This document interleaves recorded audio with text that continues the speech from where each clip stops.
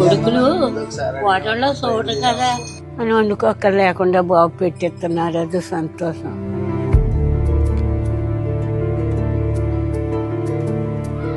ఎవరు పెట్టుబడి లేక నాకు క్యారేజ్ రాశారండి. రాశారు 2 సంవత్సరాలు పెట్టాం. బాగున్నాయండి. ఊర్లో బుధవారం గుడ్డు చేప, ఆదివారం కోడి మాంసం. పశ్చిమ గోదావరి జిల్లా భీమవరం సమీపంలోని బీరవాసరం గ్రామానికి చెందిన రైతు తులసి రాంబాబు ఇలాంటి వారికి ఇంటికే క్యారియర్ ఉచితంగా పంపిస్తున్నారు. వండుకుని ఒప్పుకోలేని వాళ్ళకి తప్ప పేదలు అని కానీ, లేకపోతే కులం చూడడం, వయసు చూడడం, ఆస్తి చూడడం, వండుకుని ఒప్పు లేకపోతే చుట్టుపక్కల 18 గ్రామాలకి పంపిస్తున్నాం మనం. స్టిల్ ఈరోజు 160 క్యారేజీల వరకు వెళ్తున్నాయి. నేను గత 6 సంవత్సరాల నుంచి ఇది 7వ సంవత్సరం మొదలుపెట్టి. ఒక కూర, సాంబారు, 2 కప్పుల రైస్, పచ్చడి, ఇది మెను. ఆదివారం చికెన్, బుధవారం చేప లేదా రొయ్యల పులుసు లేదంటే గుడ్డు ఉంటుంది. ఉదయం 9:30 కల్లా వంట పూర్తి చేసుకుని ఆటోలో తమ సిబ్బంది మధ్యాహ్నం 12:30 గంటల కల్లా క్యారేజీల పంపిణీ పూర్తి చేస్తారు అని రాంబాబు వివరించారు. మన వారానికి 2 రోజులు నాన్ వెజ్ పెడతాం, 5 రోజులు వెజిటేరియన్ పెడతాం. నాన్ వెజ్లో చేప కానీ, చికెన్ కానీ, ఎగ్ కానీ, మన చెరువుల్లో ఉన్న రొయ్యలు కానీ నాన్ వెజ్ పెడతాం. వెజిటేరియన్ వచ్చేటికి వారానికి 2 రోజులు పప్పు కూర ఉంటుంది, వారానికి 3 రోజులు కాయగూరలు ఉంటుంది. ఉదయం 6 గంటలకు స్టార్ట్ అవుతుంది వంట, సాయంత్రం మధ్యాహ్నం 9:30 స్టార్ట్ అవుతుంది ప్యాకింగ్, మధ్యాహ్నం 12:30కి ఇచ్చి రావడం జరుగుతుంది. బీరవాసరం చుట్టుపక్కల ఉన్న 18 గ్రామాల్లోని తమ పిల్లల నిరాదరణకు గురైన వృద్ధులకు, డబ్బుండి కూడా వండుకునే శక్తి లేని వారికి ఉచితంగా ఆహారం అందిస్తాము అని రాంబాబు చెప్పారు. చాలా బాగా బతికానండి. నాకు మా భార్య పోయి 4 సంవత్సరాలు అయిందండి. ఒక కుర్రోడు పరారులో ఉన్నాడండి, ఒక కుర్రోడు దూరంగా ఉంటున్నాడండి. ఇంటికాడ ఎవరు లేరండి.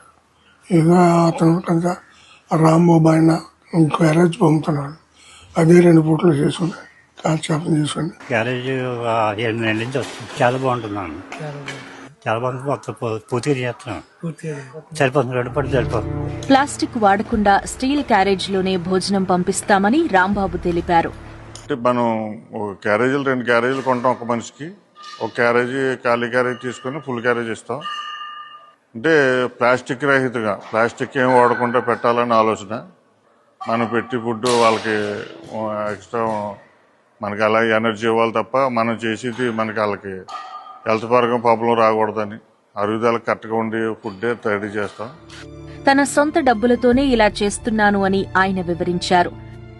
మనకున్న దాంట్లో చేయాలన్న ఆలోచన మీద తప్ప మనకు డొనేషన్లు తీసుకుంటే ఇది బిజినెస్ అవుతుంది. డొనేషన్లు తీసుకుని చేస్తే నేను ఖర్చు పెట్టే దానికంటే డబుల్ వస్తుంది నాకు డొనేషన్లు తీసుకుంటే. అలా ఇస్తానని ఆఫర్లు పెట్టిన వాళ్ళు చాలామంది ఉన్నారు. కానీ ఇప్పుడు కూడా మనం డొనేషన్ జోలికి వెళ్ళలేదు, తీసుకోకుండా చేయాలనే ఆలోచనే. ఎక్స్ట్రా గ్రామాల్లో పెంచే ఆలోచన అయితే లేదు. ఇచ్చేదంటే చుట్టుపక్కల గ్రామాలకి నా చుట్టుపక్కల గ్రామాలకి నేను సర్వీస్ చేయగలను తప్ప ఉన్న దూరాల వరకు మనం చేయలేము. అది ఆ బాధ్యత కూడా మనం నెరవేర్చలేము.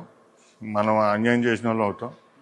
మనం చేయాలంటే మన స్తోమత కూడా సరిపోవాలి కాబట్టి మనం ఇంతవరకు చేయగలుగుతున్నాం. అమ్మా నాన్నలను సరిగ్గా చూడకపోతే రాంబాబు నుంచి క్యారియర్ వస్తుంది అని, అప్పుడు సమాజంలో తమకు చెడ్డ పేరొస్తుంది అనే భయంతో ఆయా గ్రామాల్లో చాలా మంది పిల్లలు తమ తల్లిదండ్రులను బాగా చూసుకుంటున్నారు అని రాంబాబు అంటున్నారు. జనరల్గా ఏంటంటే మనం పంపే ఏరియాలో తల్లిదండ్రులు చూడలేని ఎవడో ఉండటం. అంటే క్యారేజీ అంటే భయం పెట్టలేని వాళ్ళకి. కొద్ది పరపతుండి అతను కొంచెం సంఘంలో కొంచెం పలుకుబడి ఉన్న వ్యక్తులు అయితే అలా తల్లిదండ్రులు చూడకపోతే రాంబాబు క్యారేజీ పంపితే ఆ పలుకుబడికి ఇమేజ్కి దెబ్బతింటుందని ఆ భయం మీద ఎక్కువ తల్లిదండ్రులు బాగా చూస్తున్నారు.